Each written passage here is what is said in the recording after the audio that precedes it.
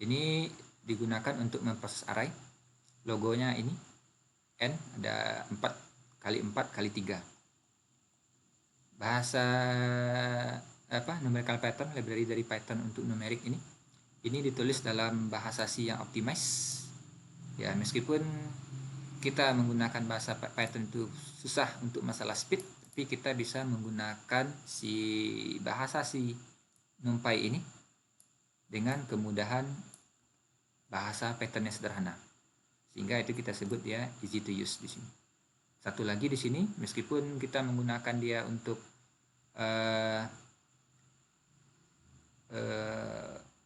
komersil, tidak ada masalah karena dia adalah tipenya adalah BSD license. Diceklah nanti BSD license, jenis-jenis open source license dari open source, license-nya apa, BSD. Ini bisa nggak dipakai untuk komersil atau untuk open source itu sendiri.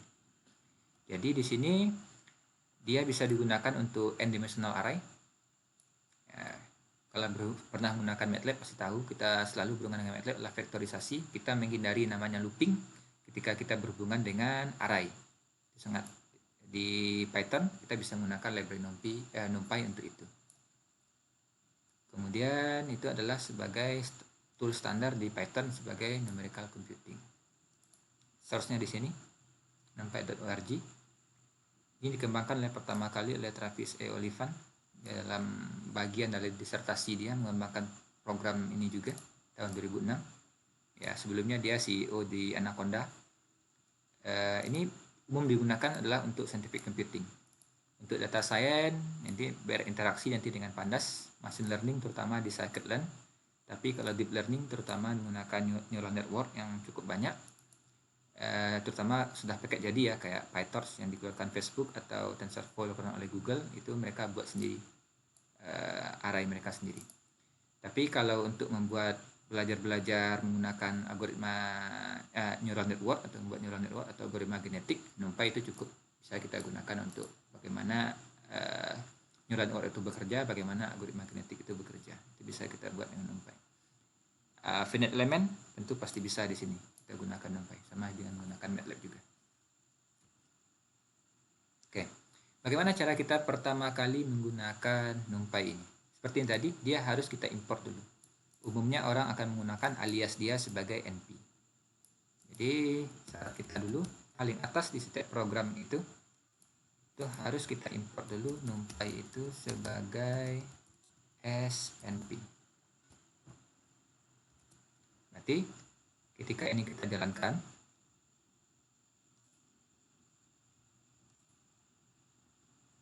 NP sudah bisa kita akses. NumPy itu sudah bisa kita akses sebagai aliasnya dalam NP. Nah, di sini disebut NP titik, tekan Ctrl Space kalau di Google Colab. Kalau di Jupyter Notebook nanti NP titik tab, itu akan keluar nanti apa saja metode atau fungsi-fungsi yang metode atau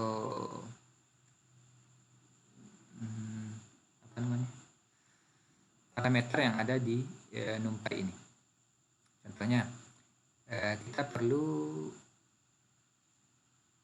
membuat array. Misalkan di sini. Ini NP, kalau di Google Colab Ctrl spasi, kita perlu array. Dia otomatis saja nanti kita ambil tuh array.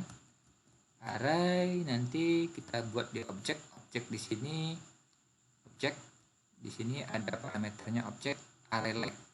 Ini array like ini bisa kita inisialisasi array ini dalam bentuk list. Misalkan saya pengen 1 2 4 7. Berarti kita sudah membuat array di NumPy yang pertama. Jadi ketika dicetak jangan agak dengan tulisan ini array ini. Jadi kalau array ini sudah pasti ini punyanya si objek dari NumPy. Bukan lagi kita punya objek di pattern yang bawaan tadi kayak list atau kayak tuple. Meskipun ini kita assign dia dari list yang isinya 1 2 4 7. Tapi ini sebenarnya sudah array satu dimensi atau vektor. Ya. Kalau saya sebut namanya A. Oke, ini saya copy ya ke bawah. Saya sebut ini namanya A, array A. Saya titik A. Saya kepengen melihat ukuran dia, shape. Berarti saya tahu dia memiliki 4 kolom. Berbeda ya dengan MATLAB. Kalau MATLAB semua array itu dalam bentuk vektor kolom. Itu ada jumlah barisnya yang dia akan tampilkan. Kalau dalam NumPy secara default array itu akan dibuat dalam bentuk vektor baris. Bisa dirubah, bisa. Di sini kita harus menambahkan ordernya di sini. Yang order ini. Order itu apa? Order itu ada 4 pilihan yang bisa kita aturkan dalam bentuk string A, A, C, dan F. Secara default K itu sama dengan C, itu standar dengan bahasa C. Kalau F itu standar dengan bawaan Fortran. Tapi ukurannya ketika dicek dengan shape sama juga 4, titik gitu. Tidak akan bisa jadi 4,1, di 4 baris 1 kolom. Kalau seperti itu arraynya harus kita rubah representasinya nanti dengan menggunakan fungsi reshape. Oke. Nih dulu untuk yang the first stepnya, bagaimana menggunakan NumPy. Oke. Selanjutnya kita akan membuat array dari NumPy tadi dari bawaan. Meskipun nanti dari data yang dibaca bisa otomatis langsung. Kita akan cek juga tipenya nanti. Kalau tipenya pasti nanti NumPy ND array nanti. Ini tipe datanya. Ini mulai dari vektor, matrik, tensor. Tensor artinya yang sudah memiliki kedalaman ya. Tur D3. Kalau D4 nggak bisa lagi divisualisasikan. Oke, kita buat vektor 1 dimensi. Ada beberapa trik, kita bisa menggunakan np.arrange. np.arrange itu bisa menerima variabel sama ketika menggunakan rank di Python. Itu stop, start, stop, dan step. Oke, ini saya sebut A1 aja, array 1, ALR1. Saya sebut bisa membuat arrange 6. Berarti saya perlu 6 ya, tapi ini 6 akan masuk karena Python selalu mulai dari 0. Kita punya array dari 0 sampai 5 yang jumlahnya adalah 6. Atau stop sebelum 6. Ini array kita. Dengan cara yang lain bisa juga arraynya. Saya sebut array 2. Itu np arrange. Saya mau dia mulai dari 3. Berhenti sebelum 10, kenaikannya 3. Isinya adalah 3, 6, dan 9. Ini arraynya. Oke. Kita ngecek tipe datanya. Tipe dari array 1 tadi, type, fungsi bawaan Python, type, keywordnya itu selalu menghasilkan nilai numpy.ndarray. Berarti tipe data kita bukan tipe data list, bukan tipe data integer, bukan tipe apa, tapi sudah tipe datanya adalah numpy n-dimensional array. Ya, terserah nanti apakah ini cuma array 1 dimensi atau 2 dimensi. Kalau mau cek juga ukurannya R1 tadi .shape. Kalau di MATLAB ya, ini kalau di MATLAB ya, kalau di MATLAB pasti kita akan menggunakan size dari array tadi. Kalau di MATLAB untuk mengecek ukuran baris dan kolom atau kedalaman dari suatu array. Ini bisa kita pakai.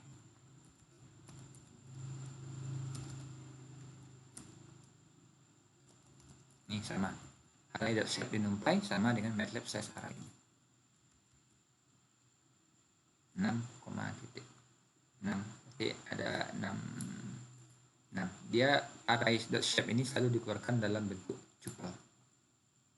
Tuple di sini dikeluarkan. Oke. Kita lanjut. Kita telah menggunakan arrange di sini untuk membuat data, sama dengan menggunakan teknik menggunakan rank di Python. Di sini kita juga bisa menggunakan array.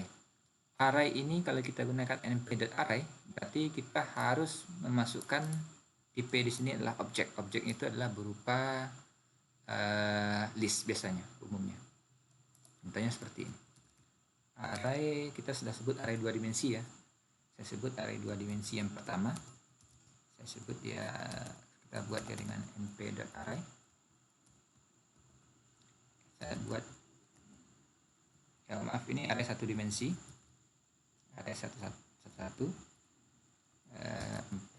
6, 8. Nih arraynya.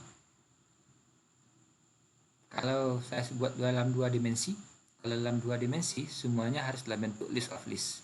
Kemarin list of list bisa memiliki elemen yang panjangnya berbeda-beda di masing setiap elemen-elemen yang berisi list juga. Tapi ketika dialamatkan ke NumPy, list of list itu harus memiliki ukuran yang harus sama. Misalnya di sini, elemen pertama dari list of list ini adalah 1, 5, minus 3. Panjangnya adalah 3 buah, ada 3 elemen di sini. Ketika kita buat baris yang keduanya, kita juga harus, atau elemen yang kedua di list of list tadi, kita juga harus membuat list yang berisi 3 elemen juga. Nah, ini sama dengan menggunakan MATLAB. Kalau di MATLAB kita yang seperti ini mungkin bisa saya tambahkan buahnya. Kalau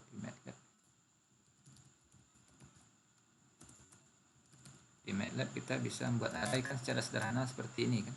1, 2, boleh titik koma 9. Oke, saya tiru aja yang di atas 1, 5, minus 3, kemudian 0, minus 3 dan 4 ukuran.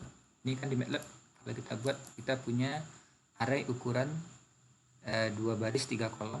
Kalau di Python ya agak sedikit panjang, kita tuliskan yang menggunakan library NumPy ini. Kita buat dia list of list.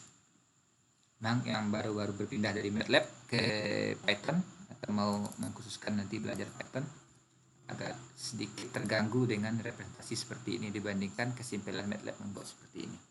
Oke. Tapi tenang aja, kalau menggunakan bahasa Julia mirip menggunakan MATLAB.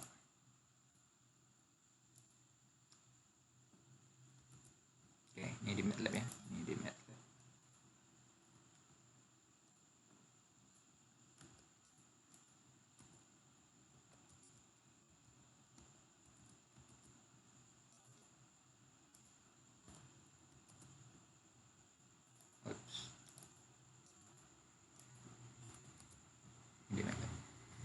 Ini sama nih dengan ini.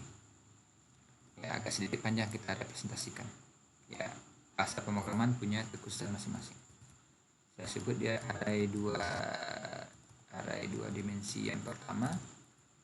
Ya, kita buat dia np.array, isi list yang pertama. Cara yang paling bagus ini dalam bahasa pemrograman, ketika buat kurung dia sudah otomatis ditutupnya. Kemudian buka kurung lagi untuk yang pertama, bukan koma di sini, bukan ini, dan enter. Oke, supaya jangan salah apa nanti sintaknya, ada ya nanti kurung yang kelupaan. Ini 0, minus 3 dan kalau saya tampilkan array 21 ini jadi seperti ini. Ya, kalau MATLAB jadi seperti ini, langsung dia otomatis dinyatakan dalam bentuk bersama kolomnya. Kalau di manapun pakai Jupyter Notebook atau Jupyter Lab atau di sini kayak seperti ini nanti tampilkan. Kalau mau environment ke MATLAB nanti di yang sudah menginstal Anaconda dan lokal komputernya, silahkan gunakan Spider. Itu mirip dengan tampilan MATLAB. Nanti tinggal cek aja untuk tampilannya di view, buat user interface-nya menyesuaikan dengan tampilan ala MATLAB. Oke. Untuk 3D array juga bisa kita buat.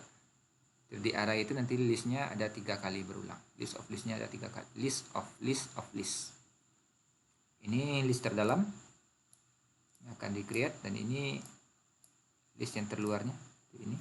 Kemudian ada list yang paling luarnya di sini. Berarti ini sudah 3-dimensional array.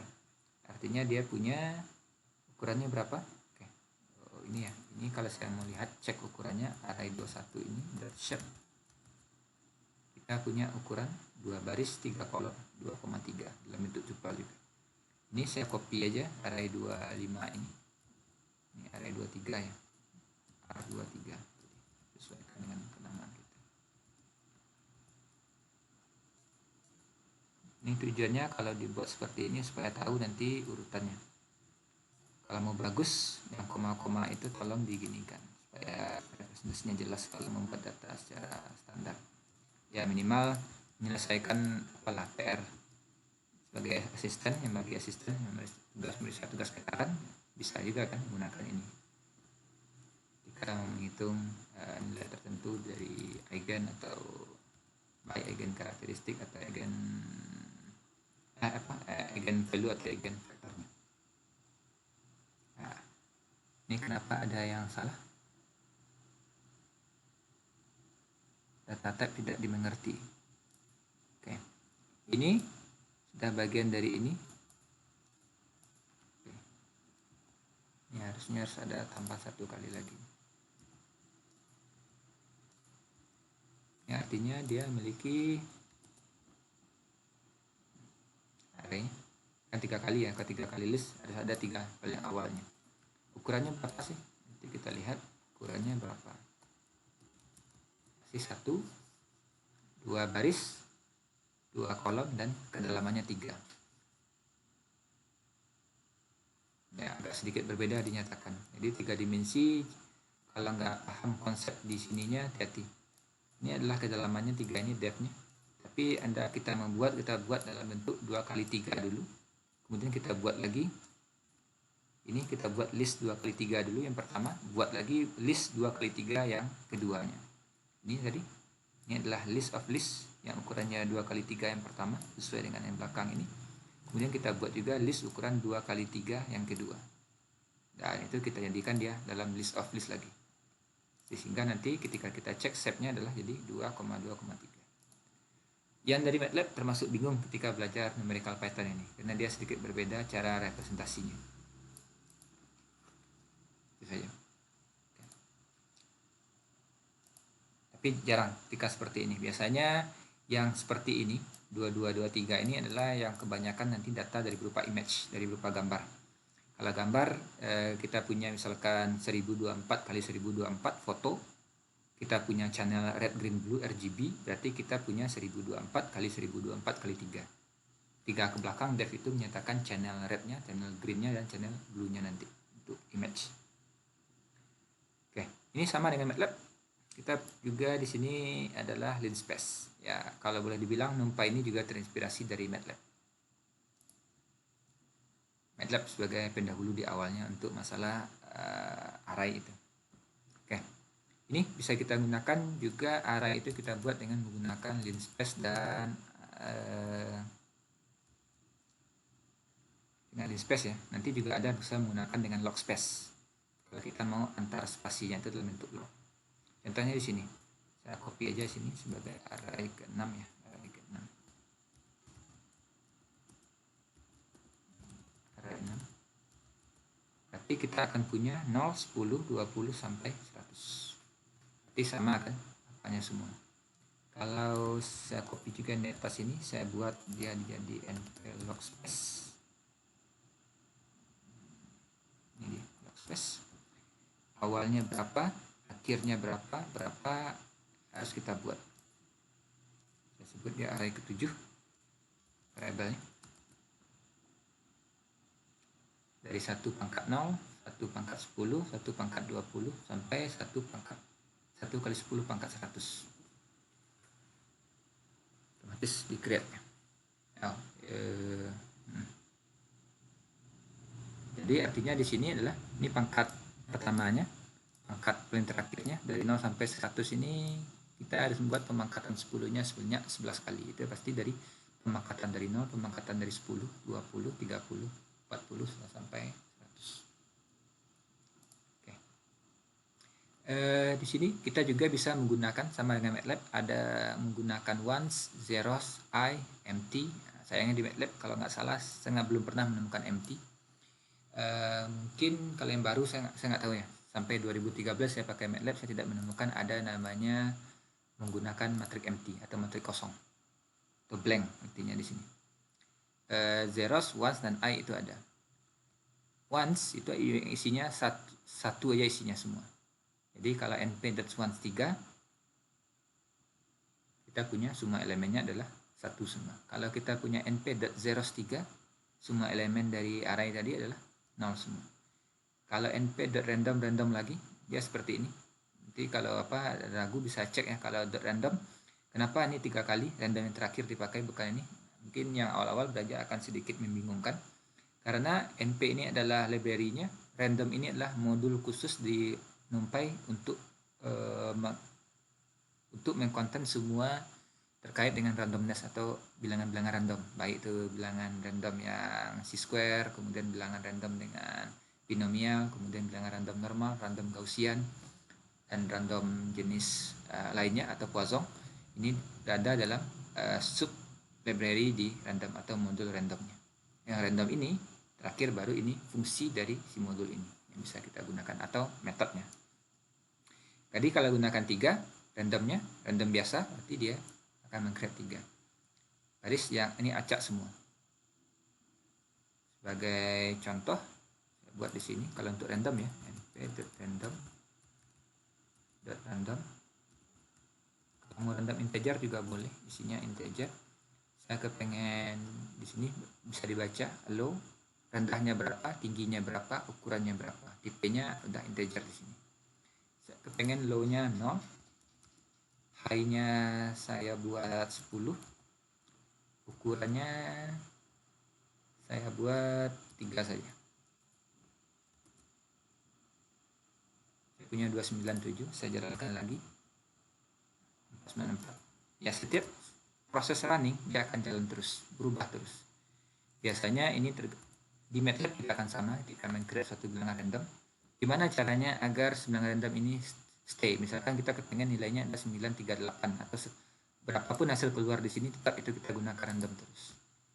Itu biasanya di random kita harus set dia seedingnya, random dot seed. Seed itu sama dengan random start istilahnya. Oke, seed di sini isi dalamnya adalah apa nama itunya?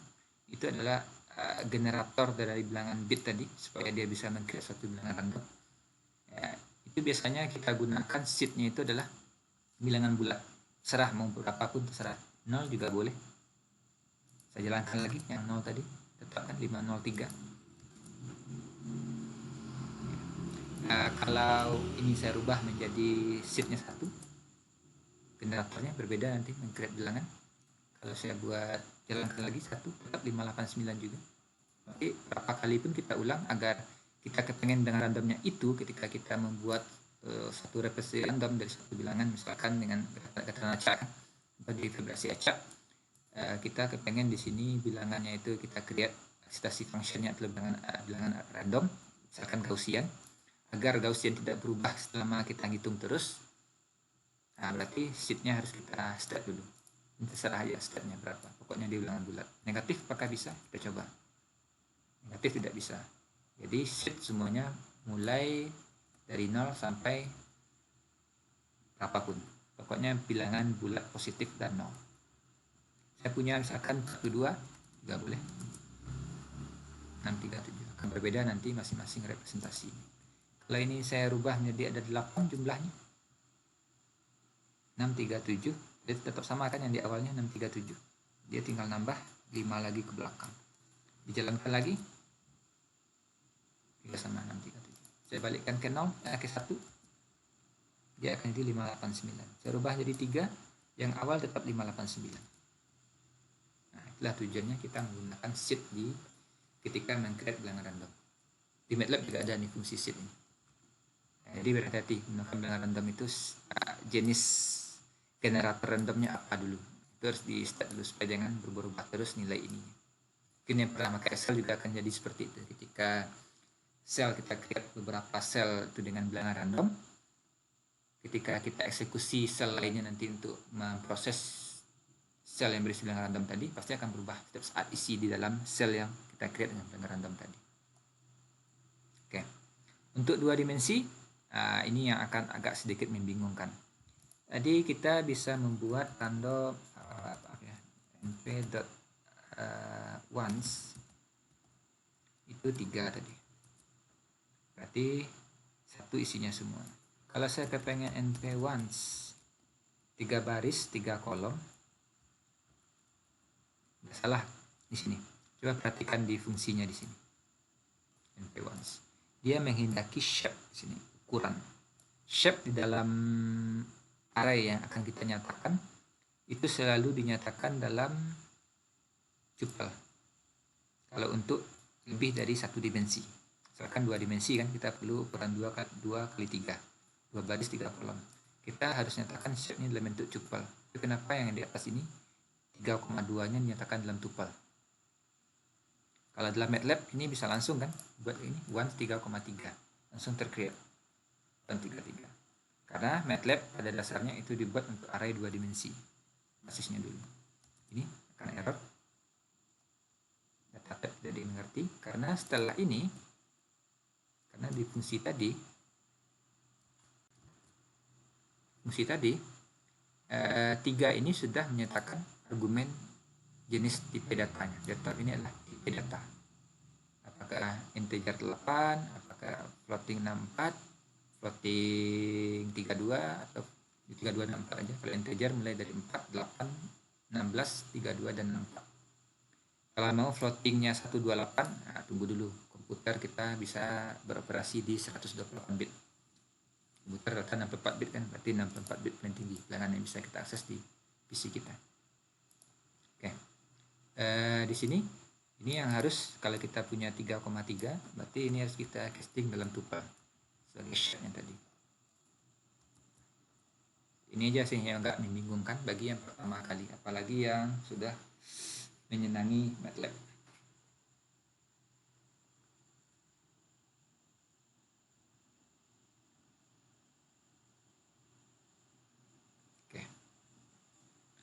Oke, ini oke. Berarti tadi satu lagi ya, I ya. Kalau ada yang penasaran juga, I.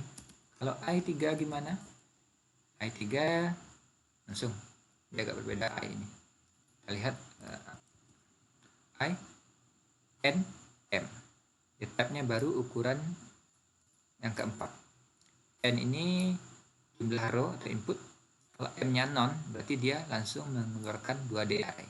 Dia agak berbeda di sini. Jadi ketika lupa fungsi ini, sebaiknya fungsi I itu kita lihat dulu apa fungsinya. Oke. Sehingga saya mengingatkan lagi, ketika kita kepengen I itu apa sih, daripada pop-up tadi kan, pop-up grafik tadi, kita bisa buat ini np.i letakkan tanda tanya di bawahnya atau di sebelah kanan, nanti keluarnya tergantung, ini bisa di positioning aja. Kita bisa lihat ini fungsinya apa, np.i itu apa, argumen inputnya, n itu apa, m itu apa, tinggal dibaca saja. Dan tipe datanya. Contohnya juga sudah ada di sini. Ada I2 ini, kalau I3 dengan K sama dengan 1 berarti dia di shifting. Diagonalnya di shifting. Kalau ke segitiga atas dia menjadi plus, kalau ke segitiga bawah dia jadi negatif untuk K nanti. Ini sama dengan membuat I di MATLAB juga. Oke. Tadi sudah dibahas ya terkait dengan ukuran shape kita gunakan. Di sini bagaimana kita melihat shape. Nah, kalau di MATLAB kita hanya punya size saja. Kita tidak punya shape, kita tidak punya endim. Oke. Ini boleh di copy aja nanti mau mencoba biar lebih cepat. Oke, arraynya daripada entry satu-satu. Endim ini akan memberitahu jumlah sumbu atau dimensi array. Ini arraynya array berapa dimensi sih? Kalau kita pakai endim. Oh, ini array 3 dimensi misalkan. Berarti nanti endimnya akan keluar 3. Size itu akan memberitahu jumlah elemen pada suatu array. Oke. Seperti apa bentuk size-nya nanti? Oke, kita lihat satu-satu dulu. Boleh? Kita perlihatkan saja untuk biar lebih cepat begini. Oke. Nih, array ini adalah array 3 dimensi. Size itu adalah jumlah elemen di array. Kita punya 3 ya, 2 kolom dan 4 kedalaman. Berarti 3 kali 2 kali 4 itu adalah size. Jadi panjang dari si shape itu sama dengan endim, jumlah dimensi. Panjang dari shape, ini kan tuple, shape ini selalu dalam bentuk tuple. Panjang dari tuple itu sama dengan jumlah dimensi. Kalau perkalian setiap elemen di tuple ini atau produk elemen di tuple ini itu jadi size. Jadi berbeda dengan yang biasa kita gunakan dalam MATLAB. Kalau di MATLAB ketika kita perlu berapa jumlah elemen dalam satu matrik, kita nggak salah pakai NLM ya, atau apa tuh, saya lupa apanya, jumlah elemennya atau apanya.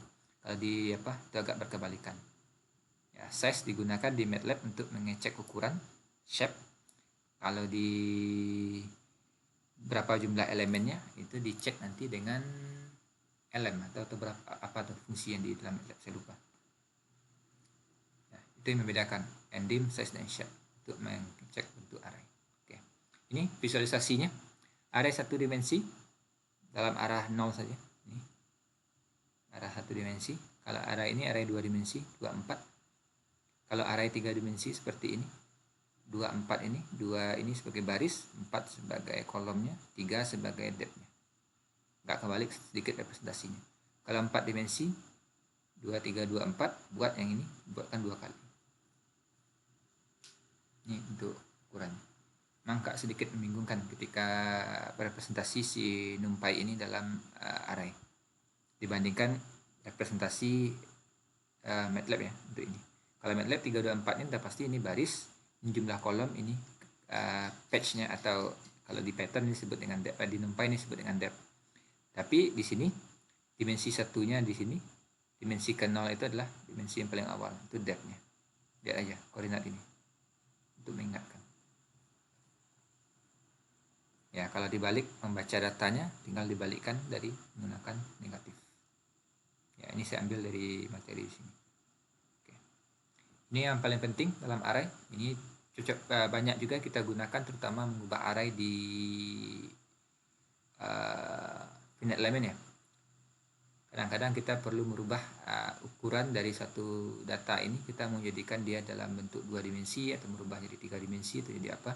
Itu bisa kita gunakan teknik seperti ini, merubah bentuk array. Dengan mereshape, kemudian dengan meng-create aksis baru. Ini meng-create aksis baru ya, artinya kita kalau new axis dan expand dim, ini artinya kita bisa merubah si array tadi dimensinya 1 lebih tinggi atau 2 lebih tinggi atau 3 lebih tinggi dari dimensi awalnya. Sementara kalau menggunakan flatten atau ruffle ini, dimensi tinggi itu dirubah menjadi dimensi yang lebih rendah. Berapa? Apakah 2 dimensi akan jadi 1 dimensi, 3 dimensi apakah jadi 1 dimensi, atau apakah jadi 1 dimensi atau 2 dimensi. Kita lihat nanti gimana flatten ini memberikan jawaban. Kalau transpose ini hanya dipakai pada array 2 dimensi. Berubah baris elemen yang biasanya dalam berurutan secara ordernya baris ke bawah itu akan dipindahkan dalam order kolom, dan sebaliknya order kolom akan dirubah menjadi order baris. Oke. Kita lihat reshape di sini. Ini ada ilustrasinya. Kalau mau kodenya silakan dicoba jalankan di sel masing-masing bawah ini. Kita punya data. Nama variabelnya data. Dia berupa list dari 1 sampai 6 isi elemennya.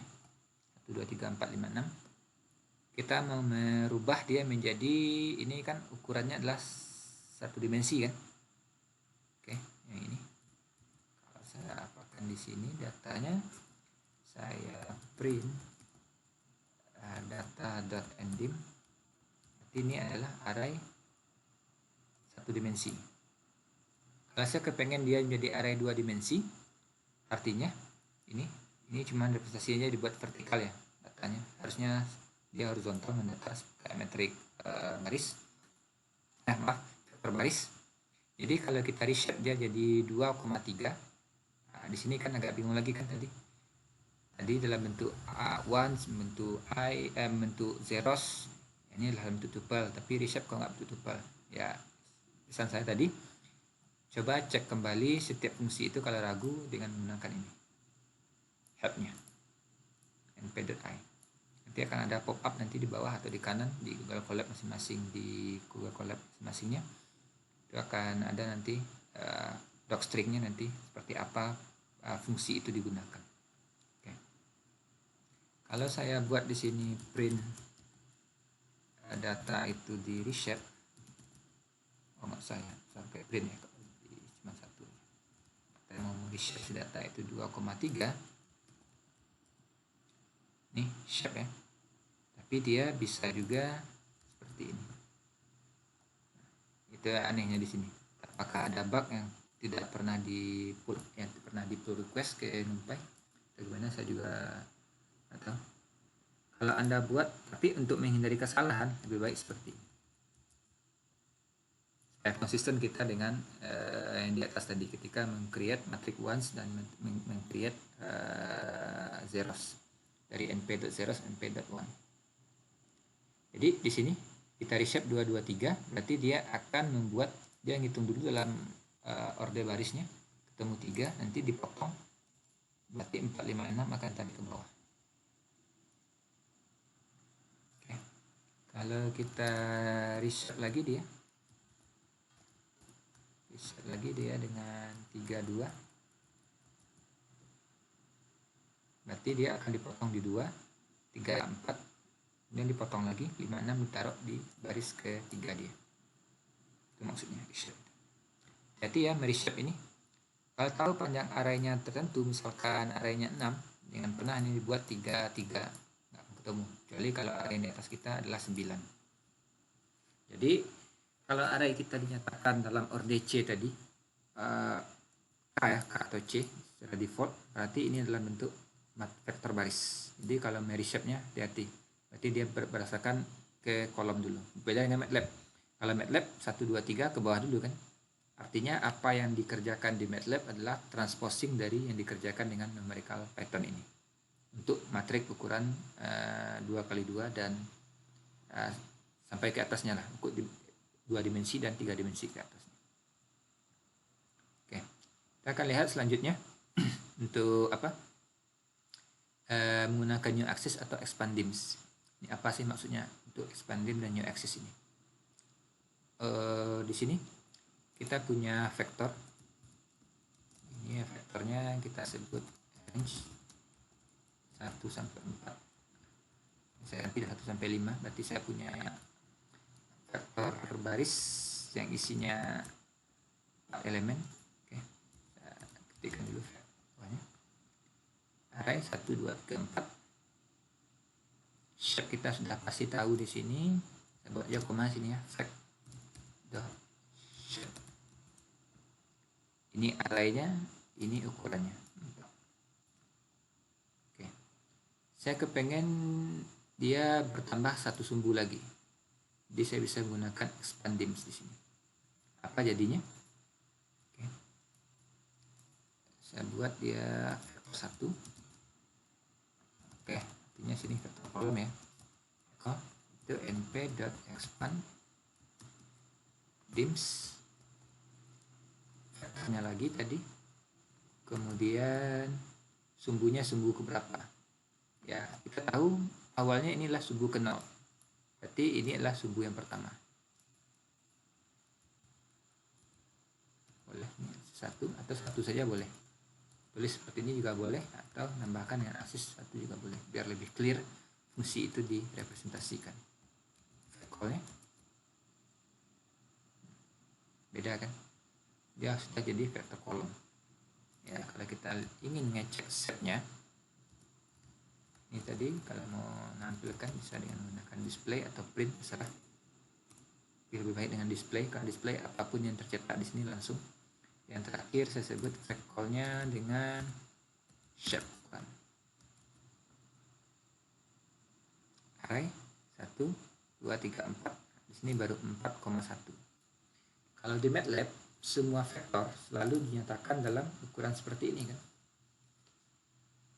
Semua vektor selalu dinyatakan dalam vektor kolom dengan ukuran 4,1. Ini seingat saya, mungkin bisa dikoreksi nanti. Ada yang saya karena sudah lama nggak menggunakan MATLAB. Expand dim seperti ini triknya. Kalau new axis mirip dengan menggunakan aksesor di MATLAB. Contohnya kita buat vektor yang pertama. Kita buat vektor. Saya buat dia ini untuk setiap elemen yang pertama dia. Dan saya tambah di sini np dot apa tadi? New axis, itu sumbu baru di sini. Nanti kita akan punya vektor kolom yang sama dengan vektor kolom yang di atas. Sama expanded dan new access sama, tapi cara membuat dalam codingnya berbeda, penggunaan fungsinya berbeda. New access di sini adalah parameter nih di sini, parameter di dalam si library NumPy ini. Jadi tidak ada, kan nanti bisa lihat kan kalau dia merupakan method dia harus dibuat ada tanda kurung meskipun tidak ada isinya. Tapi kalau ini dalam Python ini kita sebut dengan parameter. Ya, kalau yang sudah pernah menggunakan OOP di Java atau di MATLAB pasti tahu nih, kalau sudah pernah memprogram dengan OOP trik seperti ini atau dengan bahasa pemrograman lain. Oke. Ini yang membedakan new access dan expanded dalam penerapan, tapi sama-sama digunakan untuk meng-create dimensi baru dari suatu array atau sumbu baru dari suatu array. Ini array yang tadi start awalnya 1 dimensi. Ini kan 1 dimensi kita rubah jadi 2 dimensi 4,1. Ya, merubah, atau dalam bahasa standarnya adalah kita merubah vektor baris jadi vektor kolom. Kenapa? Kalau yang ini juga kita rubah vektor kolom, nggak akan bisa. Rubah vektor kolom harus dengan menambah dimensinya. Meskipun dimensi 1 itu nggak ada artinya. Tapi di sini sebenarnya atau bisa diisikan dalam bentuk list of list, isi array. Oke. Kita cek di sini ada flatten dan raffle. Kalau flatten ini di sini, flatten ini di sini ketika array baru, array yang ini array lama kan, array 2D, ini array lama. Kita punya ukuran 1 sampai 13, artinya ini 12 ya. Yang akan dibuat nanti panjangnya. Kita rubah ukurannya jadi ukuran 3 baris 4 kolom.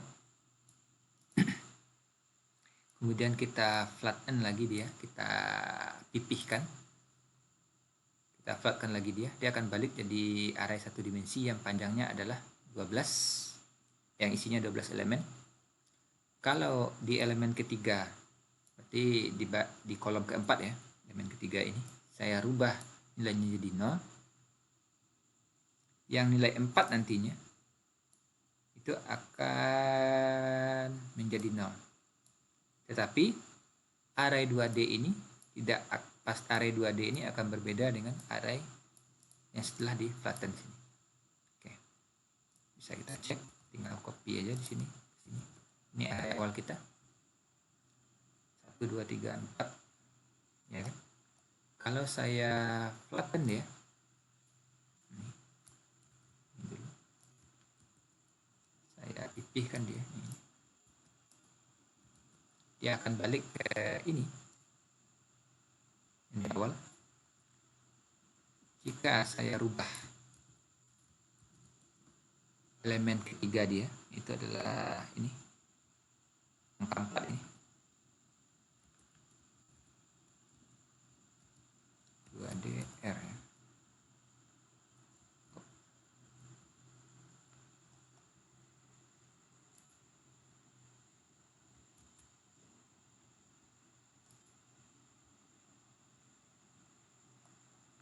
Ada beda.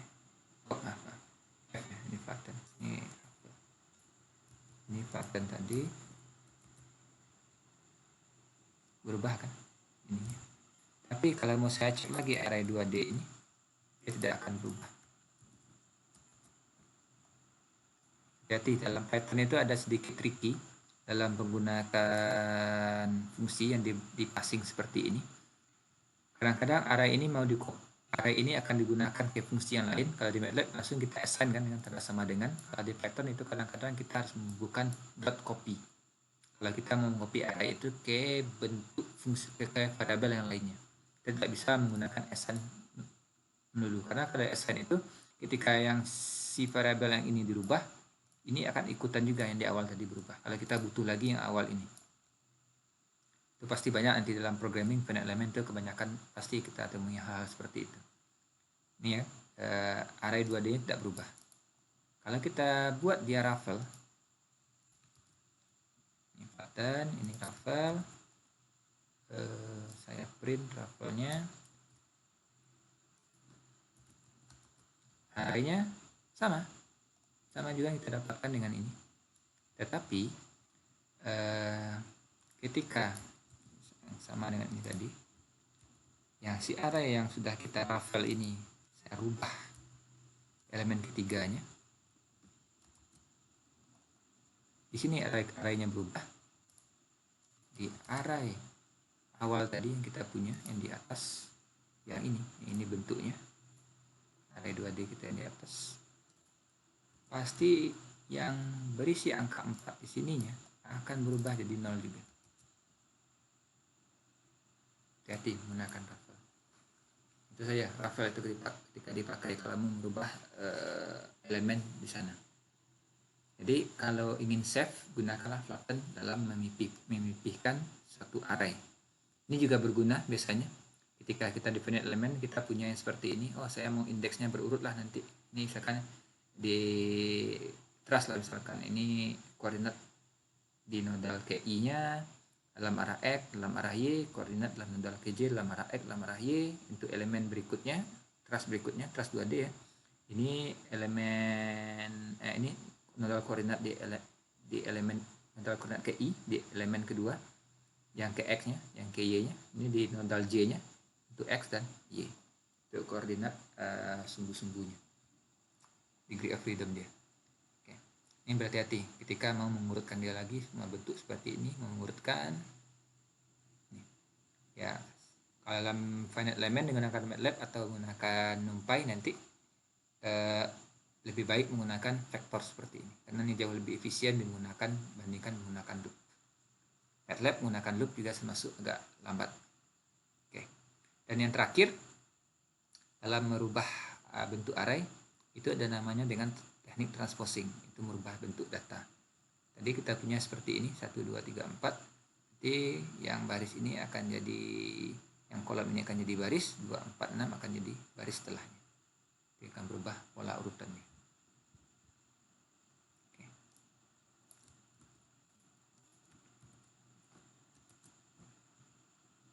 Ya, ini sudah ditranspose. Untuk mentranspose lebih sama dengan MATLAB. Kalau di MATLAB lebih sederhana kan, menggunakan satu kutip di belakangnya. Kemudian kalau di Python di sini .t atau .transpose. Tapi kalau .transpose gunakan kurung, buka kurung, tutup kurung. Ya, ini sudah dibuat prompt seperti ini, atau gunakan parameter t saja untuk mentranspose dia. Oke, ini contohnya. Ini satu kekhususan. Bagaimana kalau kita mau menggunakan conjugate transpose? Ini khusus ya ketika kita berhadapan dengan matrik yang matriknya itu isinya adalah bilangan kompleks. Ya, di NumPy agar bisa merubah itu kita bisa menggunakan numpy.matrix. Array yang kita punyai bisa kita rubah ke dalam matriks semuanya. Dan membuat array tipe matrix di sini di dalam NumPy. Ini khusus ya, fungsi khusus np.matrix. Ini datanya bisa dimasukkan, ini ada contohnya, dalam bentuk string. Biasanya harus bentuk string atau dalam bentuk list of list juga bisa. Dalam bentuk string itu bisa kita gunakan alamat, misalnya kayak ini 1,2.2 4,6 alamat, tapi dalam bentuk string kita buat. Itu aja perbedaannya. Ini khusus nih, untuk khusus matrik. Dan semua fungsi lainnya di linear algebra dengan array 2 dimensi berjalan. Dengan matrik juga berjalan. Tapi ketika array 2 dimensi, kalau isi array apa tadi?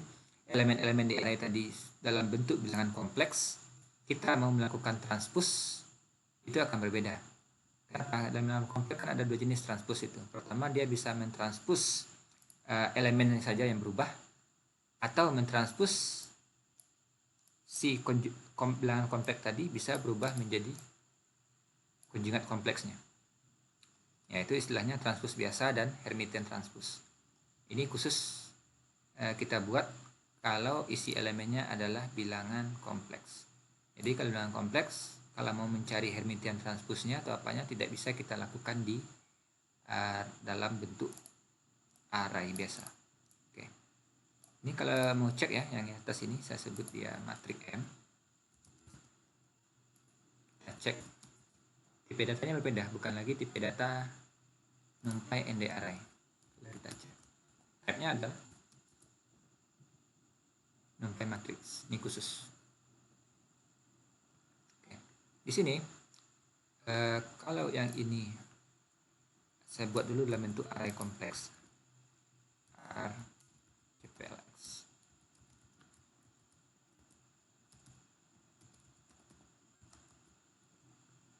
Ini array kompleks.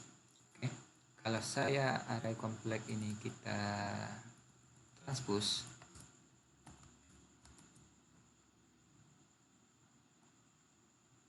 ini tidak memiliki, bisa ditranspose di sini. Oke. Tidak bisa ya kalau untuk kolam kompleks. Oh, ini baru list ya. Maaf. np.array. Ini array. Kalau kita transpose, ya, dia hanya merubah kan letak elemennya saja dengan menggunakan transposing. Tapi dalam bilangan kompleks, ketika berhubungan dengan matriks kompleks, ini kita perlu juga yang ini juga harus berubah menjadi konjugatnya. Kita sebut dia dengan Hermitian transpose. Contohnya di sini matriknya, matnya, ini kan saya casting jadi numpy matrix dari array kompleks tadi. Dan kalau saya cetak mat, ini array ya, ini matrix. Oke. Kalau saya transpose mat ini, mat transpose sama saja nanti dengan array transpose. Tapi di array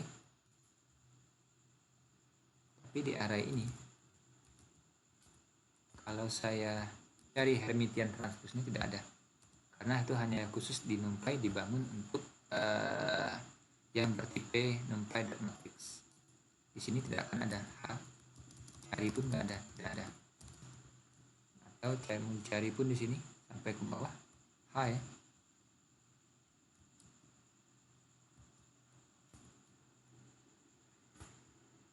Nggak ada seperti ini. Kalau jalankan tidak ada juga. NumPy array tidak memiliki atribut hanya.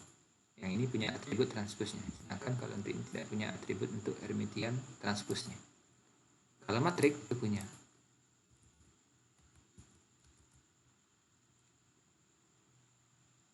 Ini Hermitian transpose. Ini plus menjadi minus. Jadi konjugat ya. Tadi adalah plus 6, dia jadi minus 6. Minus 7, ini jadi plus 7. Sama. Hermitian transpose itu adalah sama dengan merubah isi dari matriks menjadi konjugat kompleksnya. Ini karena penting. Kita berhubungan dengan matrik-matrik kompleks. Terutama ketika menggunakan FRF nantinya. Ketika mengambil data vibrasi, mau mengecek apanya dari frekuensi respon functionnya, biasanya itu nyatakan dalam bilangan kompleks. Oke. Kita lanjut ke bagaimana kita meng-create array baru dari beberapa array. Nah, kalau di MATLAB ini paling enak, kita tinggal membuat A1, A2, A3 saja. Ini contohnya kan. Kalau kita sudah punya array di MATLAB, ini khusus MATLAB ya, bagian bawah ini saya tambahkan supaya mengingatkan kembali. Kalau di MATLAB yang seperti ini, saya sudah punya A1 isinya ini saya buat ala MATLAB ya. Ini ala MATLAB. A2 ini isinya, sedangkan A3 ini isinya. Saya membuat suatu matrik yang ukurannya 3 baris 4 kolom. Di MATLAB bisa buat kayak gini kan.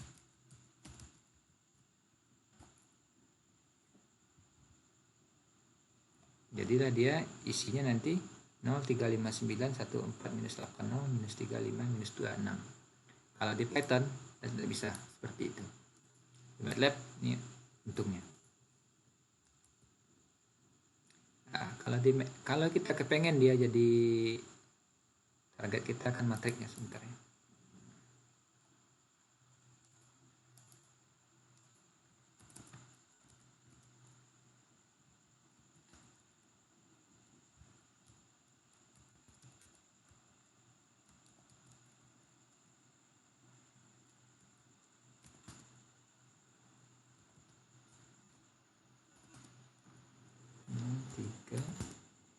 Saya lupa nih pin latte untuk mati. Biar bagus saja sih. Caranya seperti ini.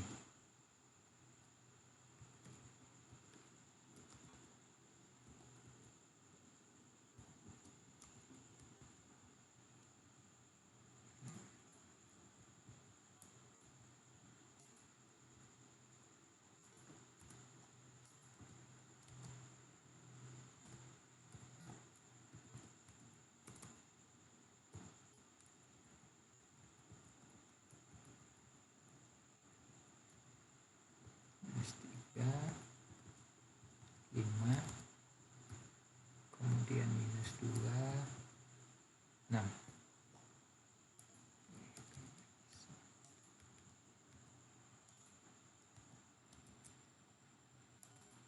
Ya, kita kepengen bentuknya seperti ini.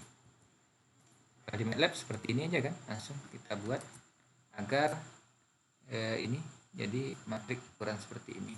Kalau di Python kita tidak bisa. Gimana caranya? Dia ada namanya stacking secara umum, ada namanya horizontal stacking, dan ada namanya vertical stacking. Hati-hati dalam menggunakan, kalau kita menggunakan secara khusus di sini, stack dan vstack ini. Nanti juga ada namanya di-stack kalau kita mau stacking dia dalam bentuk depth, kedalaman dia.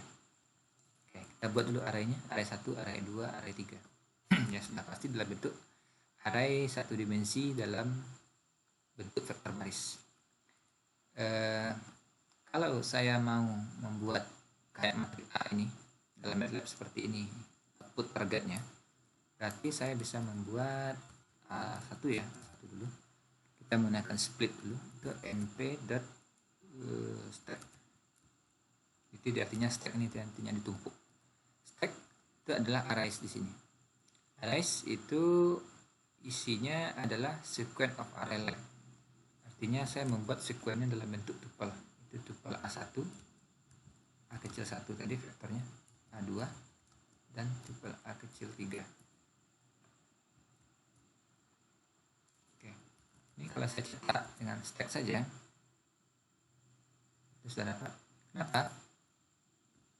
Kenapa tidak perlu kita nyatakan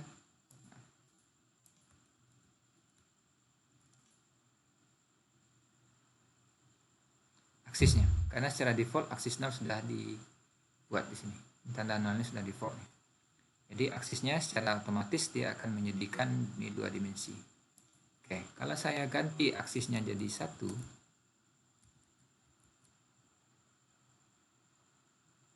berbeda ya. Dia akan meng-create dulu yang ini jadi apa? Berarti hasil yang tadi dirubah atau ditranspose dari yang standar. Kalau 0 secara default yang tadi sama dengan menumpuk yang standar saja. Hati-hati. Cara untuk memahami ini harusnya dengan latihan. Oke. Gimana dengan menggunakan berikutnya dengan A1 dengan menggunakan horizontal stack. Kalau saya buat di sini dengan hashtag horizontal stack, sama ya, cukup juga. Tapi tidak ada lagi yang lain setelah itu argumennya. Dia sampai seginilah isinya, cuman ukur apa saja, list of array saja atau tuple of array saja. Kalau saya gunakan hashtag di sini, dia akan menambah ke kanan. Arraynya akan di-create, jadi ini array kita punya 4, ini 4. Kita menginginkan arraynya 3x4, tetapi di sini akan jadi 12. Array dalam bentuk array baris atau vektor baris yang isinya 12. Jadi kalau mau cocok men-stack dia dalam bentuk baris, berarti gunakanlah vertical stack.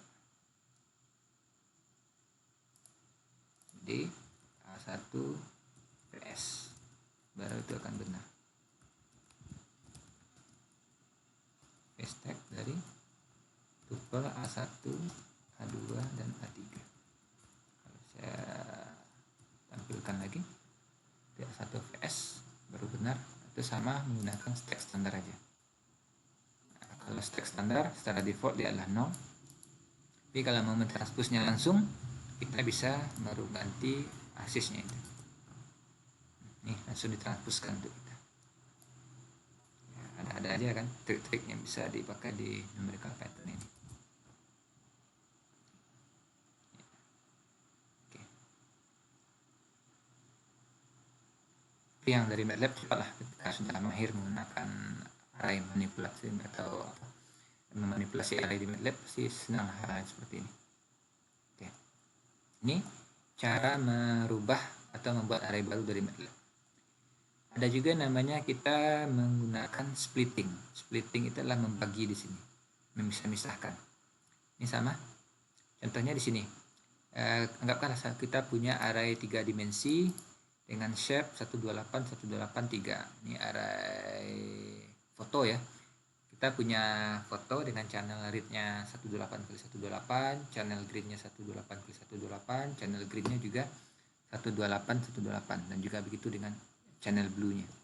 Kita ingin ada 3 buah array yang isinya shape-nya adalah foto tadi.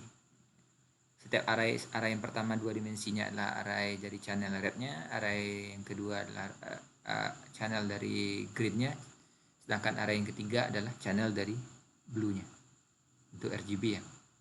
Itu bisa kita split. Contohnya ini. Kalau saya punya array 2 dimensi yang ukurannya adalah 3 baris, 4 kolom, saya menggunakan 3 array 1 dimensi. Split mana yang kita pakai?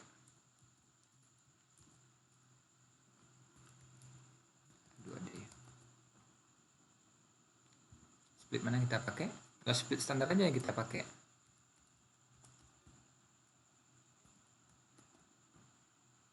Apa ya fungsi setelah split? Oh, kalau lupa sama seperti ini. Oke. Ini kenapa? Oke. Ingat ya, ini harus NP dulu. Sama seperti tadi step tadi. NP split itu adalah array-nya, kemudian index atau section-nya, kemudian sumbu mana. Oke. Oke, kita cek di sini dulu. Ini help-nya ya, turunkan aja dikit. Kita split array-nya apa? Array-nya adalah array 2D yang kita tekan di atas. Index atau section-nya berarti berapa buah yang mau kita pisahkan. Yang katakan pisahkan mau 3 dari target kita. Sumbunya dalam sumbu apa? Sumbu 0 itu adalah sumbu untuk baris. Ya, kalau sebuah aksis dia itu adalah 1, pasti akan error. Kita tidak bisa kan membagi ini dengan kolom. Kalau mau bagi ini dengan kolom, kita harus bagi 4 kan, agar kita dapatkan yang ini 724 minus 3, 8 minus 85, minus 916, 032. Kalau mau kita bagi dia berdasarkan kolom, aksisnya 1. Berarti sebenarnya adalah kita mau membagi dia dalam aksis horizontal. Sehingga kita bisa buat 3 buah array yang isinya ini. Yang di sini arraynya adalah 4,1 juga nih. Oh, maaf, 1,4. Hasil splitting. Kan kita punya 1 baris dan 4 kolom. Ini hati-hati. Jika membagi itu ada nanti yang harus diindexing lagi. Dibandingkan MATLAB agak sedikit bingung awalnya yang dari MATLAB. Pasti bingung. Saya pertama kali menggunakan NumPy 2014 dari MATLAB sebagai MATLAB user, sangat bingung juga dengan trik-trik yang fungsi-fungsi yang diberikan seperti ini. Tapi karena sudah terbiasa, enak aja jatuhnya untuk hal yang seperti ini. Oke, kita lanjut. Ini splitnya. Ya, untuk memudahkan kita bisa menggunakan split yang tadi. Kita bisa menggunakan vertical split. Vertical split dari si array 2D. Nggak perlu lagi. Berapa? Mau di split 3. Oke. Kita split dia jadi 3. Sama juga. Kalau kita split jadi 4, akan nemu. Karena dia hanya punya 3 baris tadi. Oke. Kalau mau split 4, berarti kita akan harus gunakan horizontal split. Karena secara horizontal bisa kita split kan. np.hsplit array 2D tadi 4 buah kita split. baru dia bisa. 7, 24, minus 3, 8, minus 85, minus 9, 16, 0, 32. Oke. Itu caranya untuk memanipulasi array di MATLAB. Maaf, di numerical pattern. Oke. Kita sudah menggunakan splitting tadi, create, kemudian merubah bentuk array. Kita belum menggunakan accessing array. Atau di MATLAB istilahnya ini adalah indexing saja. Tapi di Python atau numerical pattern atau di Pandas nanti itu yang lainnya. Contohnya di TensorFlow itu ada lagi nanti tensor array yang untuk multidimensi, karena sudah berhubungan dengan deep learning, atau juga Theano nantinya, paket library Theano itu kita sebut dia dalam itu adalah accessing. Accessing itu ada dua metode, pertama indexing dan slicing. Kalau di MATLAB, yang belajar di MATLAB kita hanya tahu dengan istilah indexing saja, mengindeks saja. Oke, mengindeks itu artinya kita mengambil yang seperti ini. Saya punya data yang ukurannya 3 kolom, terbalik ya. Ketika saya pengen nilai-nilai akses elemennya secara tertentu saja, terutama elemen yang nanti hasilnya adalah skalar, tidak berupa sub dari array, ini kan sudah skalar nih artinya. Berarti saya cuma mengakses nilai-nilai tertentu saja. Misalkan saya kepengen elemen ke-0, saya kepengen elemen ke-1 atau elemen ke-2 atau elemen ke-n. Tapi kalau saya mengambil beberapa elemen yang ada dalam array tadi menjadi sebuah sub array, ini arraynya 3, saya jadikan arraynya 2. Saya kepengen 2 yang pertama, berarti 0 sampai 2. Kemarin di Python ketika kita menggunakan slicing, 0 tidak perlu kita sebutkan kan kalau di awal. Berarti bisa titik 2, 2. Data dalam buka kurung siku, titik 2, kemudian angka 2, tutup kurung lagi. Itu kita ngambil 2 elemen pertama. Kalau elemen terakhir gimana? Elemen terakhir sama saja. 2 elemen terakhir berarti 1 sampai. Nah, kalau di MATLAB untuk seperti ini kita harus membuat tanda END kan, end, untuk mengakhiri dari elemen array. Kalau di Python udah kosongkan saja. Itu artinya dia sudah mengenali itu sampai yang terakhir. Ini sama seperti juga ini. Saya mengambil 2 yang terakhir. Bisa juga diambil. Jadi 2, 3. Oke, di sini kalau dari awal ini adalah teknik slicing. Ini slicing nih semua istilah. Ini 0, ini yang 1, ini yang kedua, ini yang ketiga. Kalau saya berbalik arah, artinya ini 0, ini minus 1, ini minus 2, ini minus 3. Jadi dibalikkan aja ini. Ini 0 di sini, minus 1, minus 2, minus 3.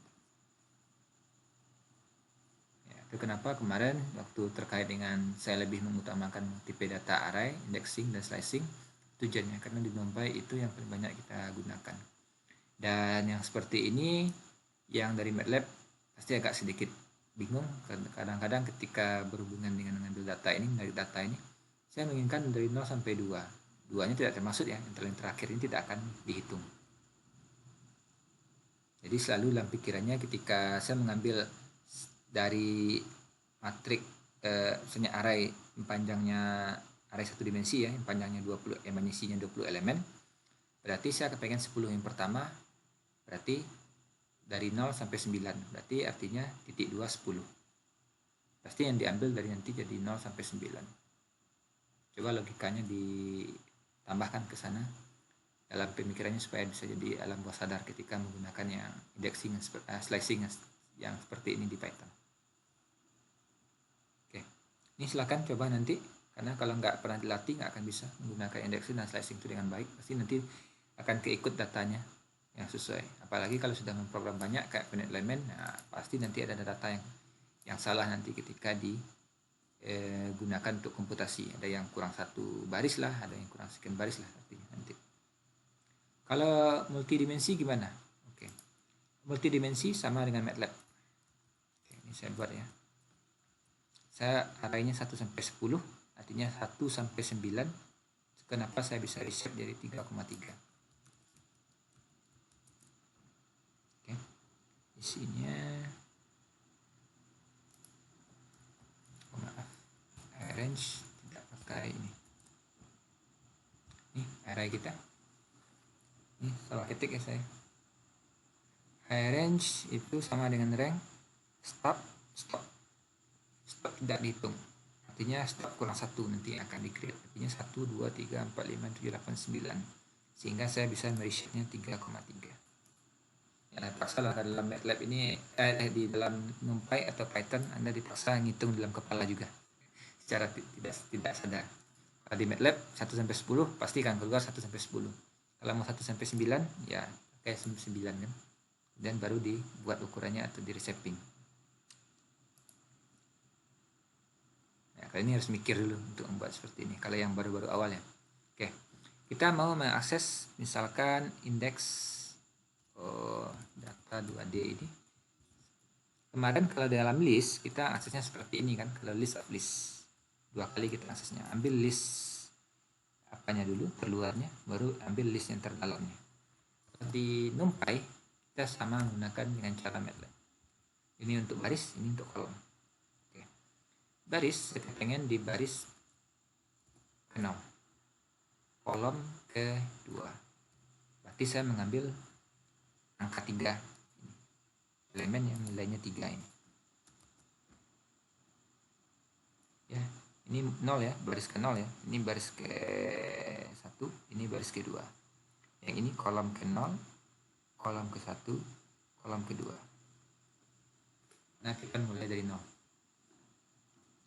Begitu juga karena NumPy ditulis dengan Python, untuk menginterface dengan C artinya apa hierarki Python, berarti legasi Python akan diambil oleh si NumPy itu. Oke. Saya kepengen 6 dan 9 ini keluar. Apa yang harus saya lakukan? Berarti data 2D saya ambil di elemen yang terakhir kan. Elemen yang terakhir barisnya adalah baris kedua dan baris ketiga. Berarti 1 sampai dan baris kedua ya. Berarti kalau slicing paling atas saya pakai 0 paling atas, di potongannya 1 di celah antara 4 dan 5 ini itu yang kedua, di celah terakhir adalah yang ketiga, itu maksudnya. Dan saya memakai hanya yang terakhir daripada saya ketikkan minus 1, akan keluar 6 dan 9. Nah di sini ada yang di slicing satu dimensi ya, terutama ketika kita punya slicing satu dimensi, dia akan mereturn satu dimensi. Endingnya adalah satu dimensi, bukan 2 ya. Kalau yang seperti ini tadi, array seperti ini adalah 2 dimensi nih. Karena dia punya dimensi baris dan juga punya dimensi kolom. Ini barisnya 1, kolomnya 4. Harus hati-hati untuk melihat seperti itu. Ini artinya. Oke. Kalau saya mau mengambil 4, 5, 7, 8 gimana? Berarti data 2D saya ngambil 1 titik 4, 5, 7, 8 kan, saya ngambil selain dari minus 1.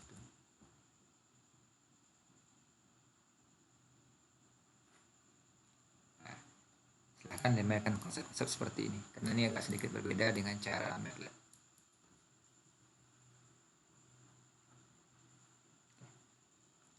Ini harus latihan slicing, indexing, kemudian masalah splitting, masalah stacking, itu harus banyak latihan, sama dengan menggunakan indexing di MATLAB juga, supaya dia jadi muscle memory nanti, bukan muscle memory ya, mungkin finger memory nanti. Oke, kita lanjut ke array 3 dimensi. Ini gimana cara aksesnya? Array 3 dimensi juga sama, kita mengakses ini, kita punya data 3 DWD, 4 kedalamannya, 3 baris, 2 kolom, 4 ke belakang atau 4 kedalamannya. Jadi kedalaman yang paling awal dulu artinya depth, row, kolom. Kedalaman, baris, kolom.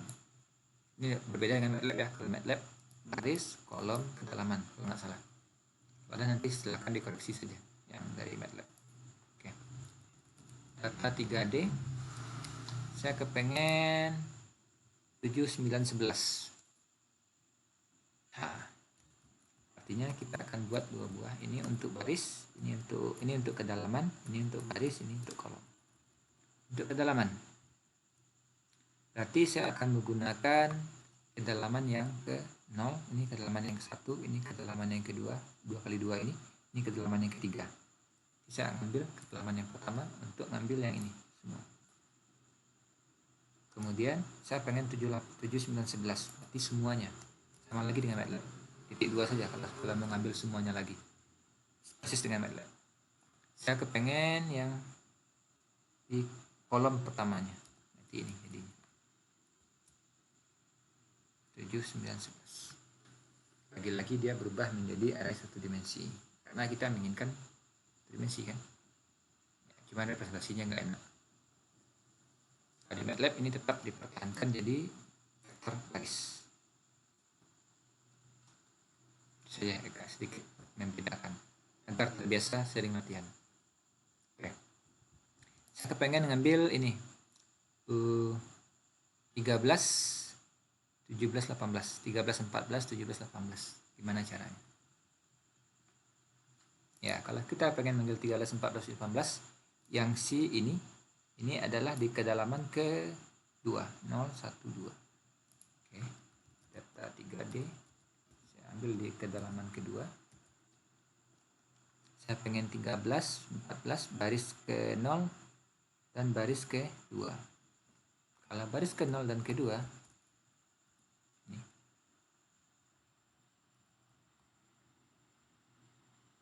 Semua kolom, kan ya kan, semua kolom kita pakai. Ini dia. Ini kemarin slashing ini apa artinya?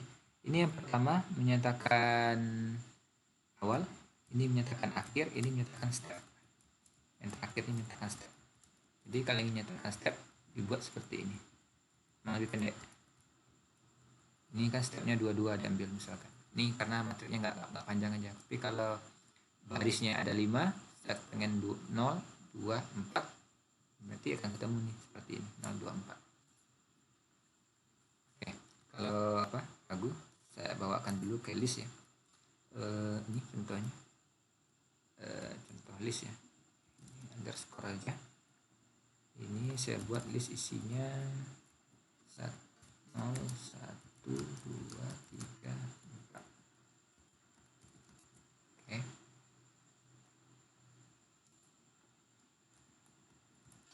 Kurang. Oke. Kita tambah. Kita mau kepengen 024. Kalau saya kepengen 024 dari sini, artinya saya ingin ini 024. Kalau saya pakai ini 1, ya artinya saya mulai dari slashing yang pertama. Slashing yang pertama ini slashing ke 0, ini slashing 1, slashing 2. Oke.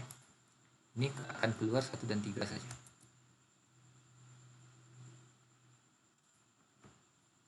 Eps. 1, 2. Kok 1 aja? Harusnya dengan 3 nih keluar. Oke, sebentar. Ya, 1 dan 3. Kenapa? Salah tadi. Ini kalau dibaca dia akan membaca indeks yang sebelumnya. Jadi kalau jangan supaya salah, kita kasih seperti ini. Nomor satunya. 1, 3. Inilah yang saya pakai di sini untuk mengakses 13, 14, 17, 18. And voila. Semua dia. 13, 14, 17, 18 bawahnya. Oke. Gimana saya kepengen mengambil 135, 13, 15, 17. Yang terakhir sebelum kita lanjut ke operasi array. Nah, kalau saya kepengen mengambil 135, 13, 15, 17, berarti ini data 3D di kedalaman tab 2 juga, karena kan incrementnya 2. Kemudian saya kepengen di baris semua barisnya, karena 135, 13, 15, 17. Kemudian di kolom yang ke 0, kolom yang pertama. Jadi nah, sini kan berubah kan apanya, seharusnya dia dalam bentuk transpose. Jadi ini harus kalau harus dimanipulasi pula kalau mau kepengen hasilnya 135 13 15 17. Harusnya kan ini 3 baris ya ke bawah, 2 ke kanan, 4 ke belakang. Harusnya ini jadinya adalah 135 ke bawah arraynya. Nah, representasi yang benarnya adalah seperti ini. Seharusnya array yang kita inginkan untuk keluar. Ya, itu harus dipahami konsep dari visualisasi array yang pernah kita bahas tadi di sini.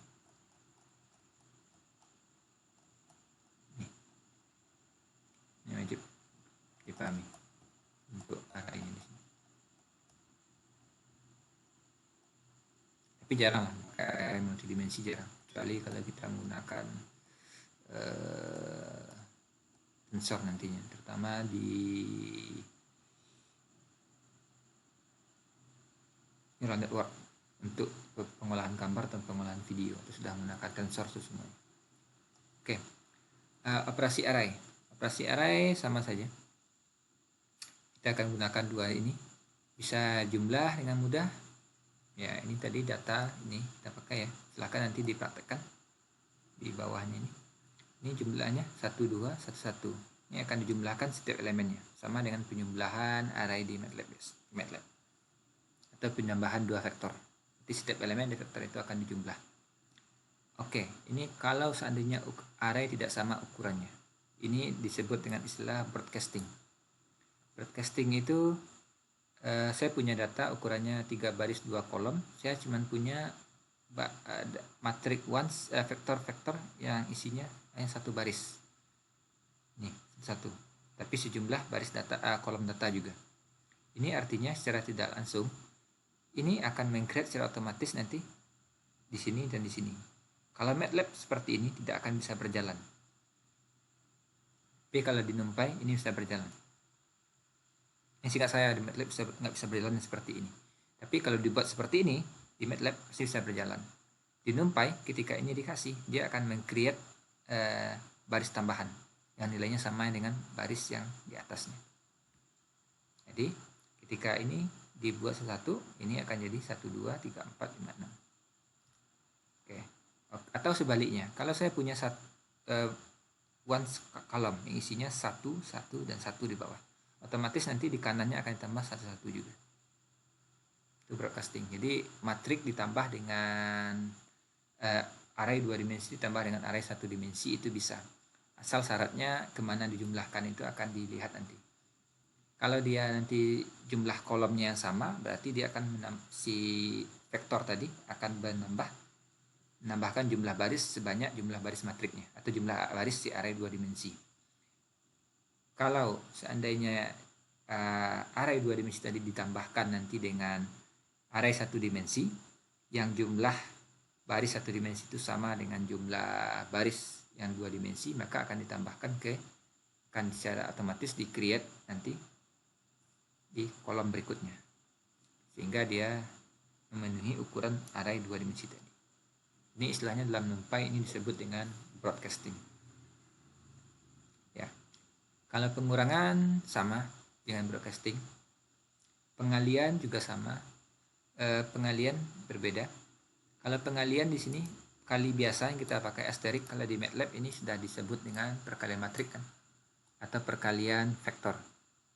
Kalau di sini data.once ini, kalau di MATLAB biar ekivalen ya, biar apa ya, kalau di MATLAB ini sama dengan titik kali atau array atau element wise multiplication. Di MATLAB ini sama dengan element wise division, membagi per setiap elemen. Artinya di sini 1 kali 1 1, 2 kali 2 4. Ini sama juga di sini, kalau dibagi 1 bagi 1 1, 2 bagi 2 1. Berbeda. Kalau di Python yang di MATLAB array wise element wise, berarti dia di NumPy itu cuma 1 saja. Ini berbeda ya. Kalau saya mau pengalinya adalah pengali matrik, berarti data dan ini sini saya buat ya dulu. Kalau ini data saya kali dengan once array nomor 12 tadi kan, 12 dikali dengan 1 ya, 12 juga. Kalau dikali dengan data nanti 14 nanti. Oke. Kalau data titik kali tidak akan ada di Python, karena titik ini di Python digunakan sebagai aksesor untuk metode. Jadi kalau ini objek, apa yang dimiliki oleh si objek tadi, apakah punya metode atau punya atribut, itu baru diakses dengan titik, tidak ada. Jadi gimana caranya? Oke, ini sama ekivalen dengan ini, np.data.data. Ini untuk dot multiplication. Kalau dot itu artinya kita kalikan ini baru kita jumlah. Ini sama dengan masalah inner product dalam suatu vektor. Dua dimensi, tiga dimensi bagaimana? Silahkan coba-coba. Kalau dua dimensi, saya sebut ya, ini A p.arrange 4 1 sampai 5 lah dulu. Saya reshape dia dengan 2 kali 2. Kalau ingat, cetak A dulu. Kalau A saya kali dengan A, hasilnya apa? Artinya 1 kali 1, 2 kali dengan 2, 3 kali dengan 3, 4 kali 4. Itu sama dengan memperolehkan setiap elemennya. Oke. Atau ini sama dengan ini. Oke. Kalau saya mau mengalihkan perkalian dari perkalian matriks, seharusnya np dot ya. Ini adalah perkalian matriks. Jadi dot itu tidak dalam, kalau di array satu dimensi dia berubah jadi inner product dari satu vektor, tapi kalau dua dimensi dia berubah menjadi perkalian matriks di NumPy. Oke. Ini tidak akan lama lagi sebenarnya. Oke. Ini terakhir kita lanjut ke min max sum plot min dan standard deviation. Ini bisa statistik deskriptif dari suatu data. Array satu dimensi 1, 2, 3 artinya data.max kita cari nilai maksimum, data.min kita cari nilai minimum, data.sum itu kita cari jumlahnya. Oke. Jadi kalau saya punya data yang ukurannya np.array range saja ya, range 5, nanti isinya 4 ya, data 1 sampai 4 ya, 0, 1 sampai 4. Oke. Saya mau cari data, berarti dia punya metode, misalkan max, berarti dia akan menghasilkan nilai maksimum dari nilai ini. Kalau data titik std, berarti kita mencari standar deviasinya. Berarti si data ini dia tidak hanya array dalam NumPy, tapi dia juga bertindak seolah sebagai objek dari yang kita create dari arrange tadi. Di objek berupa numerical n-dimensional array objeknya. Dia bisa memiliki metode yang isinya max, standard deviation, kemudian sum, absolute tidak seperti ini. Oke. Jadi bisa kita hitung langsung dari data itu. Ini juga untungnya. Ketika kita perlu statistik dari data, dari suatu nilai kita bisa cek langsung. Oke. Kalau dua dimensi bagaimana? Kalau dua dimensi, kalau tidak kita spesifikasi sumbunya arah mana, berarti dia akan mencari secara global aja di seluruhnya. Ini contohnya. Kita di data ini kita punya dua dimensi. 1 sampai 6. Cari max-nya 6. Cari min-nya langsung ini. Jumlahkanlah 1 sampai 6 itu jadi jumlahnya 21. Tapi kalau kita spesifikasi sumbunya, max axis-nya dalam axis 0, berarti dalam baris ini ya, baris. Berarti yang paling maksimum di sini adalah ini yang maksimum adalah 2, Ini maksimum adalah 5, ini maksimum 6. 2, 5, 6 maksimumnya adalah 5 dan 6. Oke, artinya maaf. Di baris ini, di kolom ini yang paling maksimum adalah 5, di baris ini, di kolom ini yang paling maksimum adalah 6. Jadi yang dikeluarkan nanti adalah maksimum di kolom 1 dan maksimum di kolom kedua.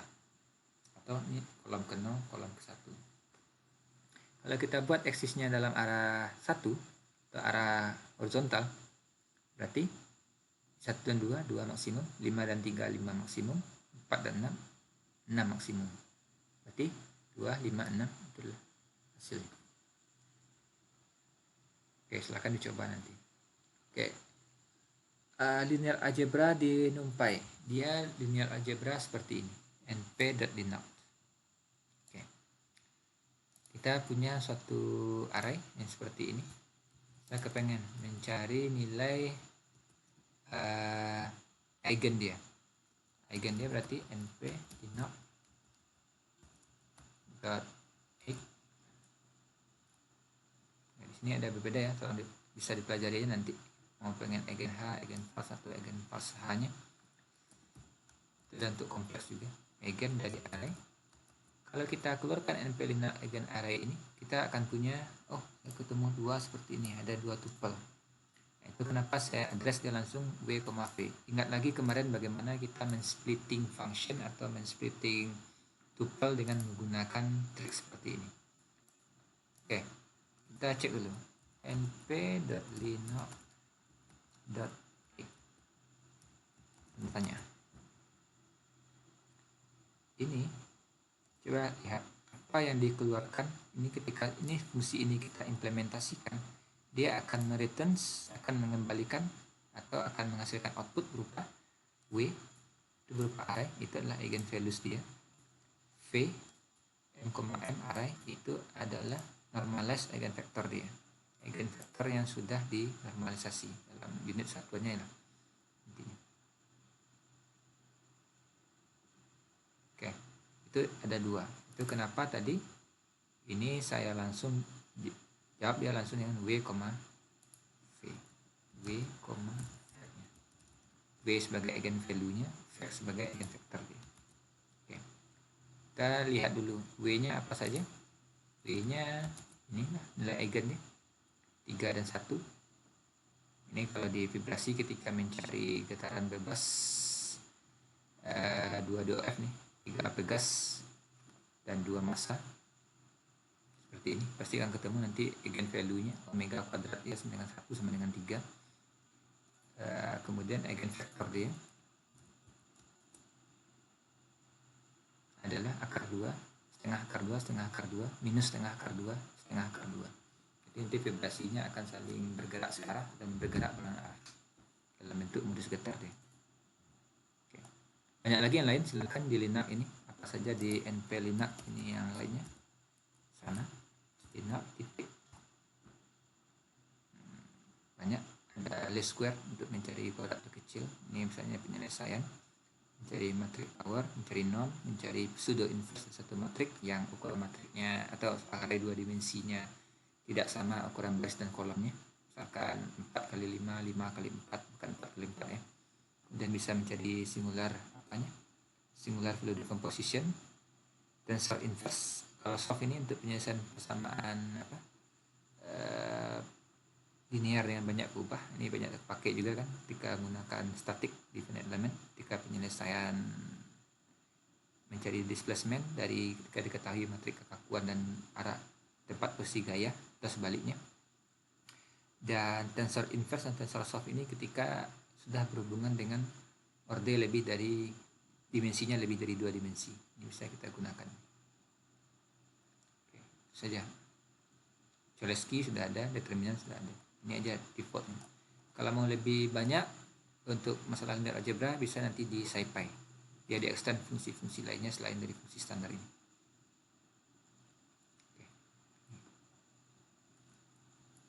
Oke. Ini saving dan loading. Ini sangat enak sekali. np.load atau np.save. Ini ketika ini kita save satu array, kita save dengan np.save saja, ini nanti akan disimpan dalam format NumPy, namanya .mpz. Oke. Kalau kita NumPy load text dan NumPy save text, ini juga langsung untuk membaca file teks. Ya, silakanlah dipelajari yang nomor 10 ini. Dan yang terakhir, saya akan jelaskan terkait dengan ini, F2Py, Fortran to Python Interface Generator. Ini syaratnya di PC kita sudah ada ini GNU Fortran atau Intel Fortran terinstall. GNU Fortran ini kalau yang dari Windows agak sudah sedikit susah ketika menginstalnya. Yang paling bagus itu di Windows adalah yang Intel Fortran, yang punyanya Intel, atau yang dari PGI. Kalau compact nggak ada lagi rilisnya. GNU Fortran kalau yang dari menggunakan Linux atau Mac ini bisa menggunakannya. Ini artinya kalau pernah menggunakan MATLAB tapi sudah menggunakan MATLAB itu bisa membaca, mengcompile sendiri si Fortran, itu juga sama. Tapi kalau di MATLAB kita butuh file interface. Artinya bukan file interface, kalau di MATLAB yang pernah saya gunakan dulu, saya coba, itu kita perlu file gateway. Kalau di sini kita nggak perlu file gateway ketika meng-create Fortran kita binding di Python. Artinya kode Fortran, ini asli Fortran kita. Oke, tinggal kita compile saja dengan trik seperti ini. F2Py -c compile si ftype ini file kita ftype.fortran. Kita buat dengan Fortran T7 ya, karena ini di kolom ke-7 ini kosong. Kemudian ftype.f kita jadikan dia modul dengan nama ftype. Oke, dengan modul ftype tadi di Python kita tinggal import saja. Kalau di MATLAB ini, yang pernah saya lakukan dulu di Fortran ini, kita harus membuat file gateway. File gateway itu artinya adalah file yang menjembatani antara ftype.fortran ini yang sudah kita compile dengan program MATLAB kita utama. Itu ada lagi satu program MATLAB ditulis dalam .m. Dia harus berisi inputnya apa saja, outputnya apa saja di file gateway tadi. Baru bisa kita akses di program utama di MATLAB kita. Itu MATLAB. Kalau Fortran nggak perlu. Dengan menggunakan F2Py ini ketika kita kita sudah punya di sini. Oke, kalau bagusnya di Jupyter ini, apalagi menggunakan Linux, kita bisa mengakses shell di sini, shell command. Ini kalau yang di Windows nggak akan terlalu paham, tapi kalau yang pernah menggunakan Linux tahu. Ini untuk mengakses shell, berarti di sini kita akan buat perintah shell. ls ini adalah perintah untuk menampilkan list dari sel di folder yang aktif sekarang. Ini folder aktif adalah di folder sampel data. Apa isinya adalah ls. Ini cuma untuk merubah si sel si Jupyter Notebook atau Colab Notebook ini berubah menjadi shell di Linux atau terminal di Linux. Oke. Di sini saya bisa buat F2Py. Ini kita ketikkan tadi. Ketika di sini di folder terluar ini ada file Fortran, misalkan di sini hello ya, hello.f.for. Nanti saya jadikan dia modul namanya hello. Udah, kita compile ini. Dan di Fortran, di Python-nya kita tinggal import. Artinya kita membawa file dengan kecepatan Fortran ke Python. Artinya, jadi nggak terlalu perlu file gateway, tinggal kita compile.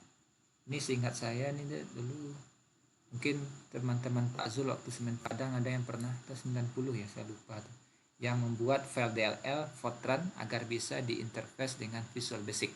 Jadi Visual Basic untuk graphical user interface-nya, tampilan antarmukanya, sementara Fortran menjadi core untuk hitungan dia.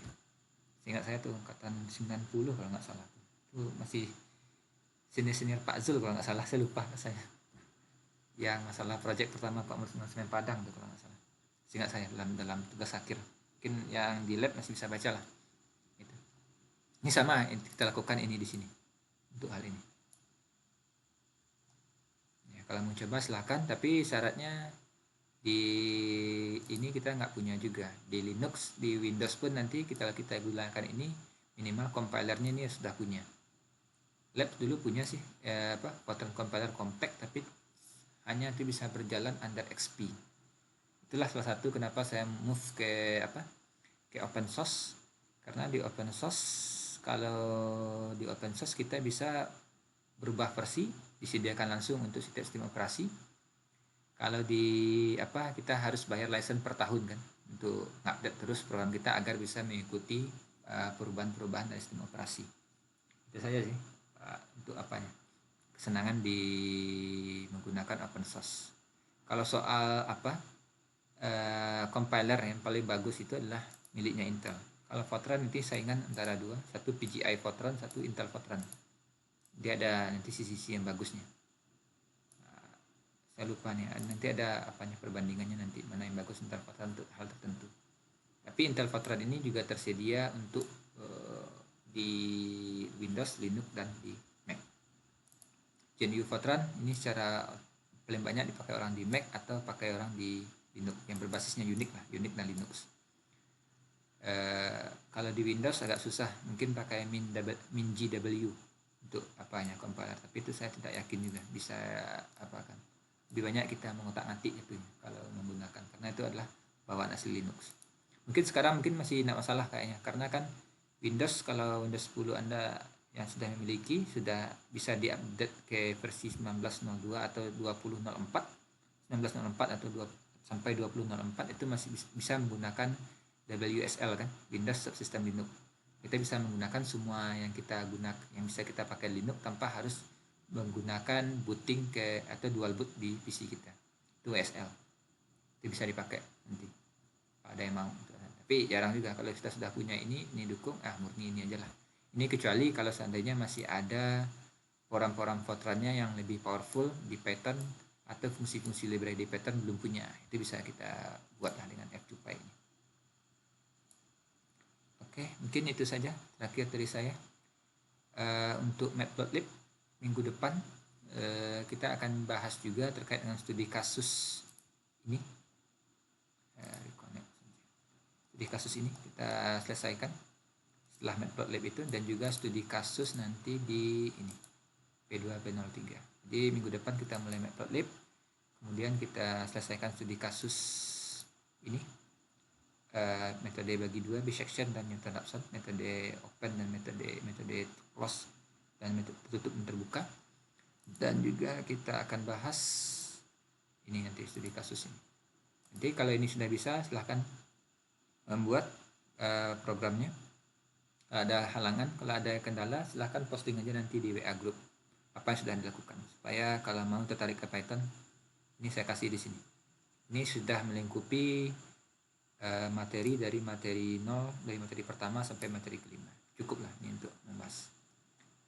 Ya, saya sudah izinkan menggunakan NumPy atau SciPy, meskipun nanti ini dengan SciPy satu perintah ada untuk mencari akar-akar ini. Tapi kita lihat dulu bagaimana membuat algoritma dengan menggunakan Python standar saja dulu, supaya kebayang nanti penerapan Python itu seperti apa. Nanti kalau fungsi-fungsi standar untuk riset dan untuk yang lainnya, orang pasti yang lebih simpel saja yang dipakai. Itu fungsi-fungsi yang sudah ada dibuat dan sudah terapprove. Mungkin itu saja dari saya terlebih dahulu. Kalau ada pertanyaan, saya persilahkan.